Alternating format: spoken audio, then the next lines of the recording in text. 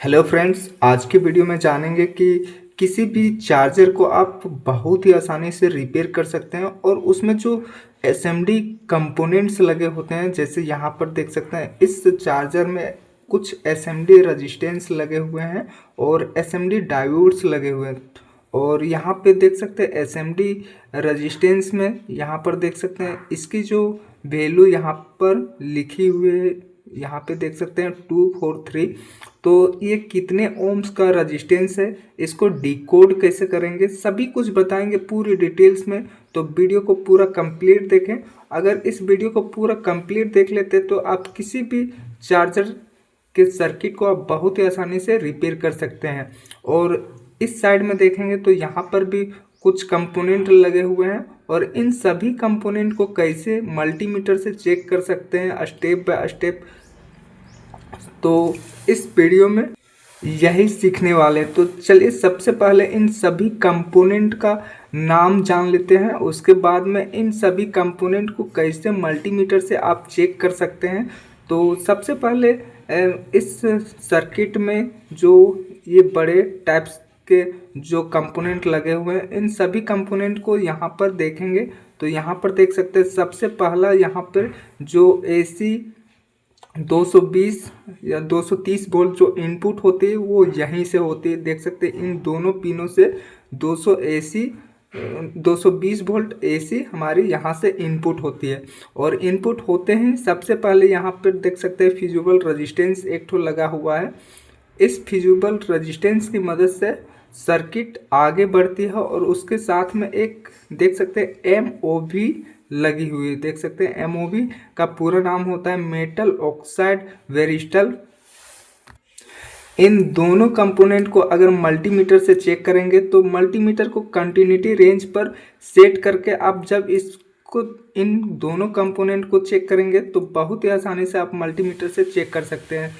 तो मल्टीमीटर से सबसे पहले इस फिजिबल रेजिस्टेंस को जब आप मल्टीमीटर से चेक करेंगे तो मल्टीमीटर में बीप की आवाज़ आनी चाहिए। अगर मल्टीमीटर में बीप की आवाज़ आती है तो ये फिजिबल रेजिस्टेंस हमारा सही होगा। अगर मल्टीमीटर में बीप की आवाज़ नहीं आती तो ये फिजिबल रेजिस्टेंस हमारा ख़राब होगा। चलिए इसको एक बार चेक कर लेते हैं, उसके बाद आगे की कंपोनेंट को चेक करेंगे। तो मल्टीमीटर को हमने कंटिन्यूटी रेंज पर सेट कर लिया है, देख सकते हैं इस तरीके से। देख सकते हैं यहाँ पे मल्टीमीटर को हमने कंटिन्यूटी मोड पर सेट कर लिया है। अब जो फिजिबल रेजिस्टेंस है इसके दोनों लेग पर इस तरीके से टच करेंगे मल्टीमीटर की प्रोब को, तो यहाँ पर बीप की आवाज़ आनी चाहिए। देख सकते हैं इसमें जैसे ही टच करते हैं तो यहाँ पे बीप की आवाज़ आ रही है इस तरीके से। अगर बीप की आवाज़ आती है इस कंपोनेंट में चेक करते टाइम, अगर बीप की आवाज़ आती है तो ये कंपोनेंट हमारा सही होगा और बीप की आवाज़ नहीं आती है तो ये कंपोनेंट हमारा ख़राब होगा। इसमें बीप की आवाज़ आने का जो कारण होता है, इसमें पतली वायर को यहाँ पतली वायर लपेटी हुई रहती है इस तरीके से। उसके बाद में जो इसके दूसरी लेग है वो यहाँ से कनेक्ट होती है आपस में, दोनों यहाँ पे एक वायर यहाँ पे लपेटी हुई रहती है इसके अंदर में, जिसके कारण से मल्टीमीटर में बीप की आवाज़ आती है। तो इसमें जब भी आप चेक करेंगे तो बीप की आवाज़ इसमें आनी चाहिए। अब MOV की बात करते हैं। MOV में जब भी आप मल्टीमीटर से चेक करेंगे तो MOV को चेक करते टाइम यहाँ पे कोई भी रीडिंग शो नहीं होना चाहिए। MOV को चेक करते टाइम तो देख सकते हैं मल्टीमीटर में कोई भी रीडिंग शो नहीं कर रहा है और ना ही बीप की आवाज़ आनी चाहिए। अगर मल्टीमीटर में MOV को चेक करते हैं और बीप की आवाज़ आती है या कोई भी रीडिंग शो होता है तो उस कंडीशन में ये जो MOV है वो हमारा ख़राब होगा। तो इन दोनों कंपोनेंट को मल्टीमीटर से बीप की मोड पर ही सेट करके बहुत ही आसानी से चेक कर सकते हैं। उसके बाद में अगला कंपोनेंट यहाँ पर देख सकते हैं, यहाँ पे देख सकते हैं PF कैपेसिटर लगा हुआ है। देख सकते हैं इस तरीके का यहाँ पे PF लगा हुआ है। दूसरे कंपोनेंट में जो PF लगा होता है वो यहाँ पर देख सकते हैं इस तरीके का PF लगा होता है, लेकिन यहाँ जो इस चार्जर के सर्किट में जो पीएफ लगा है वो कुछ इस तरीके से यहाँ पे लगा हुआ है। तो इसको भी चेक करते टाइम मल्टीमीटर में कोई भी रीडिंग या कोई भी बीप की आवाज़ नहीं आनी चाहिए। अगर बीप की आवाज़ आती है या कोई भी रीडिंग आती है तो ये जो पीएफ कैपेसिटर है ये हमारा ख़राब होगा। इस तरीके से इस पीएफ को भी चेक कर सकते हैं। उसके बाद कैपेसिटर को मल्टीमीटर से कॉन्टिन्यूटी रेंज पर जब सेट करेंगे तो यहाँ पे बीप की आवाज़ नहीं आनी चाहिए। अगर बीप की आवाज़ आती है तो ये जो कैपेसिटर है ये हमारा ख़राब होगा, क्योंकि ये जब शॉर्ट हो जाता है उस कंडीशन में मल्टीमीटर में से बीप की आवाज़ आती है। उसके बाद में एक एमओबी यहाँ पर भी लगा हुआ देख सकते हैं। इस एमओबी को भी सेम इसी प्रकार से चेक करेंगे जो हमने इस एमओबी को चेक किया था मल्टीमीटर से। इसको जब चेक करेंगे तो इसमें नो रीडिंग नो बीप आनी चाहिए। अगर बीप की आवाज़ आती है या रीडिंग आती है तो उस कंडीशन में ये जो एमओबी है ये हमारा ख़राब होगा। तो कैपेसिटर और एमओबी को सेम उसी प्रकार से चेक करेंगे और इसमें कोई भी बीप की आवाज़ या रीडिंग शो नहीं होना चाहिए। उसके बाद में यहाँ पर देख सकते हैं एक एलईडी इंडिकेटर के रूप में यहाँ पे एक एलईडी लगा हुआ है। इस एलईडी को भी मल्टीमीटर से बहुत ही आसानी से चेक कर सकते हैं। मल्टीमीटर को कंटिन्यूटी रेंज पर ही सेट करके रखेंगे। उसके बाद में जब इस एलईडी में टच करेंगे तो यहाँ पर देख सकते हैं यहाँ पे कुछ रीडिंग शो हो रहा है और यहाँ पे रीडिंग शो, अगर रीडिंग शो हो रहा है तो ये जो एलईडी है ये हमारी सही होगी। यहाँ पे कोई भी रीडिंग शो नहीं कर रहा है तो ये जो एलईडी है ये हमारी ख़राब होगी। और कभी कभार ये जो एलईडी है ये हमारी ग्लो करने लगेगी अगर इस तरीके से आप चेक करेंगे मल्टीमीटर से। तो एग्जाम्पल के लिए हमारे पास एक देख सकते हैं एक एलईडी है। इस एलईडी को जब आप चेक करेंगे मल्टीमीटर से तो इस तरीके से यहाँ पे जो एलईडी है ये हमारी ग्लो करने लगती है और साथ में रीडिंग भी शो होता है, देख सकते हैं मल्टीमीटर में। और इस तरीके से एलईडी ग्लो होने लगती है मल्टीमीटर से चेक करते टाइम। तो इस प्रकार से एलईडी को भी बहुत ही आसानी से चेक कर सकते हैं। उसके बाद इस साइड में जितने भी कंपोनेंट है सभी कंपोनेंट के बारे में हमने जान लिया है। अब दूसरे साइड जब इस चार्जर को देखेंगे तो दूसरे साइड में यहाँ पर देख सकते हैं प्राइमरी सेक्शन में सबसे पहले कौन कौन सा कंपोनेंट यहाँ पे लगा हुआ है। प्राइमरी सेक्शन किसको बोलते हैं? जहाँ से हम एसी जो लाइन है उसको इनपुट करते हैं वो हमारी प्राइमरी सेक्शन होती है। जैसे कि यहाँ पर देख सकते हैं प्राइमरी सेक्शन में एक एसएमडी ब्रिज रेक्टिफायर लगा हुआ है। उसके बाद में यहाँ पे एक आईसी लगी हुई है और देख सकते हैं यहाँ पे रेजिस्टेंस भी लगा हुआ है और डायोड भी लगा हुआ है। देख सकते हैं ये इस प्रकार के डायोड लगे हुए एसएमडी डायोड। और सेकेंडरी सेक्शन में देख सकते हैं सेकेंडरी सेक्शन में एक आईसी लगी हुई है और कुछ यहाँ पे रेजिस्टेंस लगे हुए हैं। देख सकते हैं यहाँ पे एक रेजिस्टेंस लगा हुआ है, एक यहाँ पे लगा हुआ है। उसके बाद में एक एलईडी जो लगी हुई है इंडिकेटर के रूप में वो हमारे सेकेंडरी सेक्शन में होती है। देख सकते हैं यहाँ पे जस्ट यूएसबी के जस्ट बगल में। उसके बाद इस एलईडी को जलाने के लिए यहाँ पर एक रेजिस्टेंस लगा हुआ है, देख सकते हैं। अगर ये रेजिस्टेंस नहीं लगा होता तो ये जो एलईडी ये हमारी ख़राब हो जाती। तो जो यहाँ पे रेजिस्टेंस लगी हुई कितनी वैल्यू के है सभी कुछ अभी क्लियर करेंगे इसी वीडियो में। तो वीडियो को पूरा ध्यान से आप देखते रहें। तो सबसे पहले यहाँ जो प्राइमरी सेक्शन में जो कंपोनेंट लगे हैं इस कंपोनेंट को कैसे चेक करेंगे। तो यहाँ पर देख सकते हैं जो ब्रिज रेक्टिफायर लगा हुआ है ये ब्रिज रेक्टिफायर बहुत जल्दी ख़राब होता है। इस ब्रिज रेक्टिफायर अगर ख़राब है या सही है इसको कैसे पहचान पाएंगे।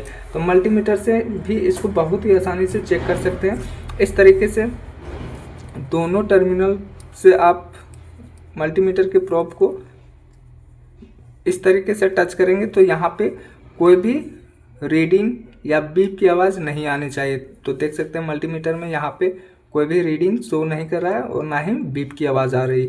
अगर इस तरीके से चेक करते टाइम शो होता है मल्टीमीटर में कि यहाँ पे कोई भी रीडिंग शो नहीं हो रहा है और ना ही बीप की आवाज़ आ रही है, तो इस तरीके से इसको हम सही मानेंगे। इस तरीके से दूसरे साइड में जब चेक करेंगे तो यहाँ पर भी देख सकते हैं रीडिंग शो हो रहा है। दूसरे साइड में चेक करेंगे जो इस डायोड के सेकेंडरी साइड है, जहाँ से यहाँ इनपुट होती है, एसी करंट यहाँ से इनपुट होती है और दूसरे साइड में डीसी करंट आउटपुट होती है। लेकिन ये जो आउटपुट डीसी होती है वो हमारी यहाँ पे प्योर नहीं होते। प्योर करने के लिए यहाँ पे देख सकते हैं एक कैपेसिटर लगा हुआ है, जो कि आप देख पा रहे होंगे 450 वोल्ट और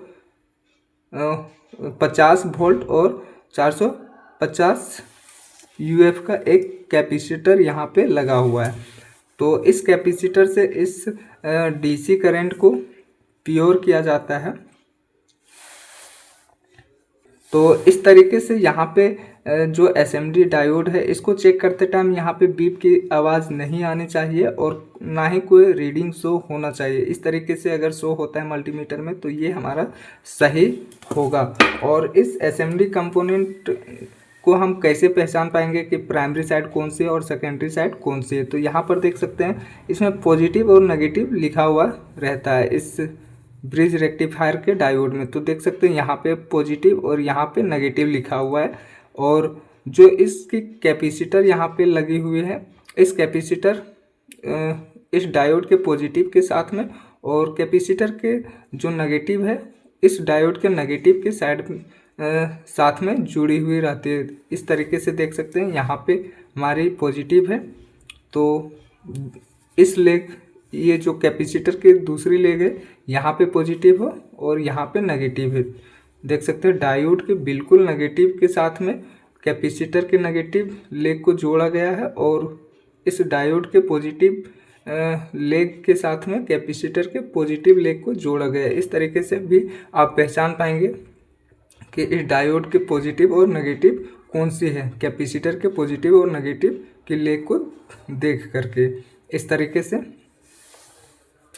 उसके बाद में यहाँ पे देख सकते हैं एसएमडी डायोड लगा हुआ है। एसएमडी डायोड को किस तरीके से चेक करेंगे? तो एसएमडी डायोड को चेक और जो नॉर्मल डायोड होता है उसको चेक सेम तरीके से ही करेंगे। तो देख सकते हैं हमारे पास एक नॉर्मल डायोड है और इस डायोड को जैसे आप मल्टीमीटर से चेक करते हैं उसी प्रकार से इस एसएमडी डायोड को भी चेक करेंगे। जैसे कि इस तरीके से दोनों मल्टीमीटर के प्रोब को इस तरीके से टच करेंगे तो इसमें एक साइड में रीडिंग शो होनी चाहिए इस डायोड में, और मल्टीमीटर के प्रोब को चेंज करेंगे तो यहाँ पे दूसरे साइड में कोई भी रीडिंग शो नहीं होना चाहिए इस डायोड में। तो देख सकते हैं यहाँ पे दूसरे साइड में कोई भी रीडिंग शो नहीं कर रहा है और ना ही बीप की आवाज़ आ रही।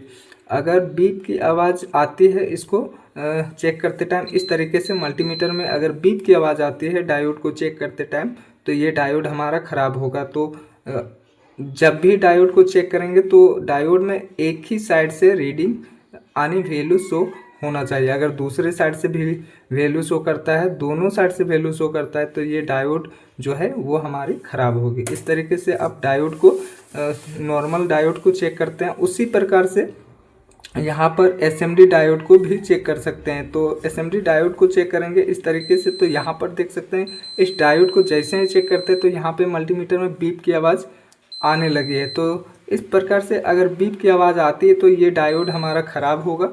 और दूसरे डायोड को यहाँ पर चेक करेंगे तो दूसरे डायोड में यहाँ पे देख सकते हैं कोई भी रीडिंग शो नहीं कर रहा है। अब मल्टीमीटर के प्रोब को चेंज करेंगे तो यहाँ पे देख सकते हैं वन साइड में वैल्यू कर रहा है, यहाँ पे 102 इस तरीके से वैल्यू शो कर रहा है। तो इसका मतलब ये डायोड हमारा सही है और ये डायोड हमारा ख़राब है। इसमें बीप की आवाज़ नहीं आनी चाहिए और ना ही दोनों साइड से वैल्यू शो करना चाहिए।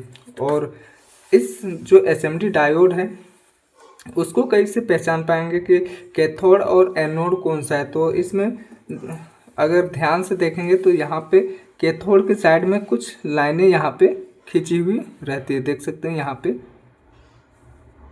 यहाँ पे लाइनें खींची हुई है, ये हमारा कैथोड साइड है। और जिधर कुछ भी लाइन नहीं खींचा हुआ है वो हमारी एनोड साइड है। देख सकते हैं यहाँ पे कुछ लाइनें यहाँ पे खींची हुई है। उसी प्रकार से जो नॉर्मल डायोड है वहाँ पर भी देख सकते हैं सिल्वर कलर की एक पट्टी होती है, ये हमारी कैथोड होती है और ये हमारी एनोड होती है। उसी प्रकार से ये जो एसएमडी डायोड है इसमें भी कैथोड और एनोड यहाँ पे लिखा हुआ रहता है, मार्किंग किया हुआ रहता है। तो इस प्रकार से अब बहुत ही आसानी से इस डायोड को पहचान कर सकते हैं कि ये कैथोड कौन सा है और एनोड कौन सा है, और इसकी टेस्टिंग तो हमने बता ही दिया है। उसके बाद में चलिए यहाँ जो एसएमडी रजिस्टेंस लगा हुआ है, इस रजिस्टेंस को आप कैसे पहचान पाएंगे कि कितने किलो ओम का रजिस्टेंस लगा हुआ है। तो एसएमडी रजिस्टेंस में देख सकते हैं कुछ नंबर यहाँ पे लिखा हुआ रहता है। यहाँ पे नंबर इसमें शो हो रहा होगा, देख सकते हैं 1, देख सकते हैं यहाँ पे 102। इस तरीके से सीधा करके इसको देखेंगे,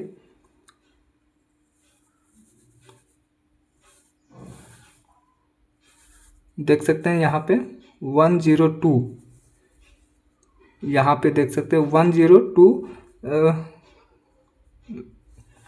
वैल्यू का यहाँ पे रजिस्टेंस लगा है। अब इसको कैसे पहचान पाएंगे कि कितने किलो ओम का रजिस्टेंस है।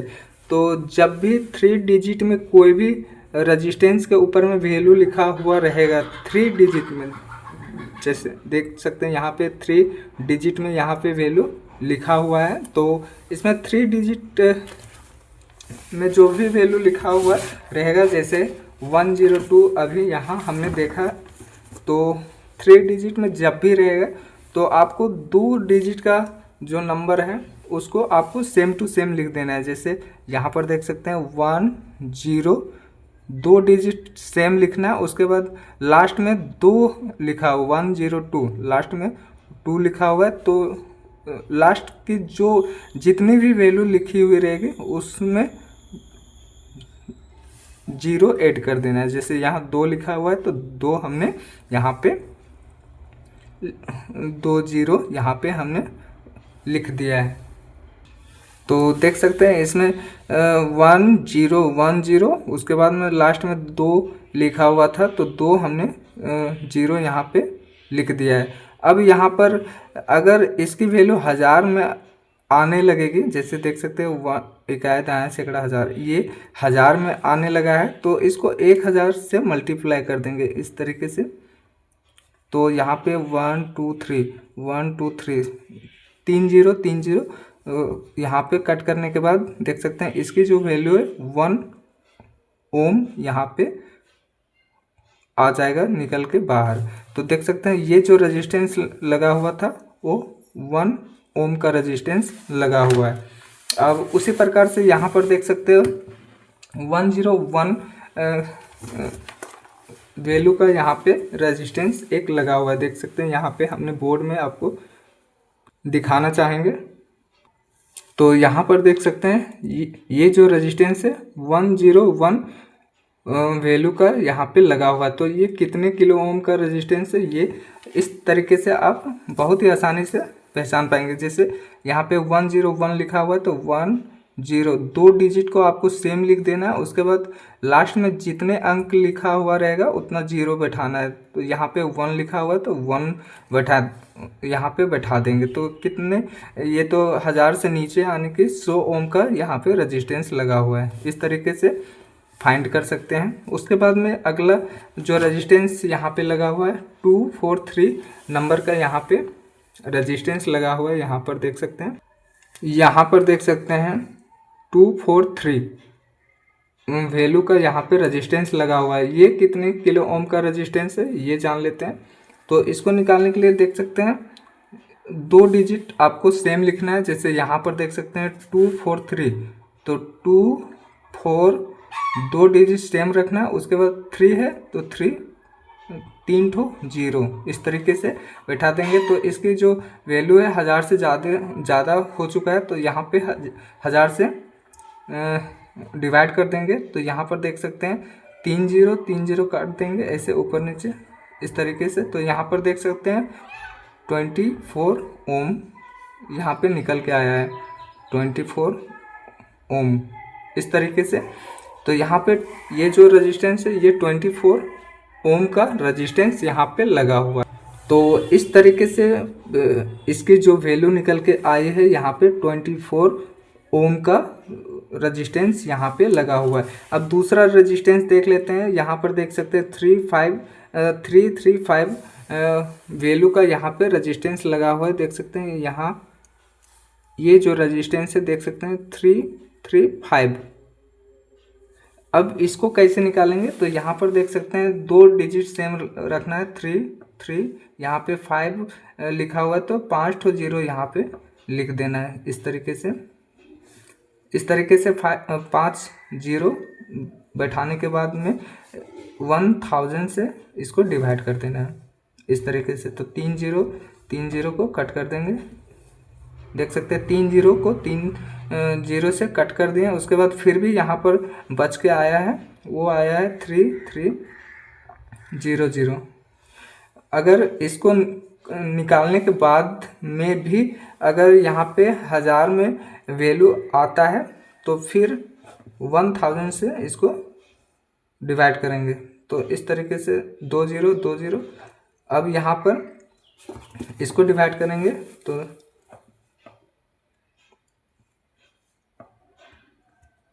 तो इस तरीके से डिवाइड करेंगे तो 3.3 यहाँ पे ओम्स में निकलता था। एक बार हमने डिवाइड किया तो यहाँ पे ओम्स में निकला।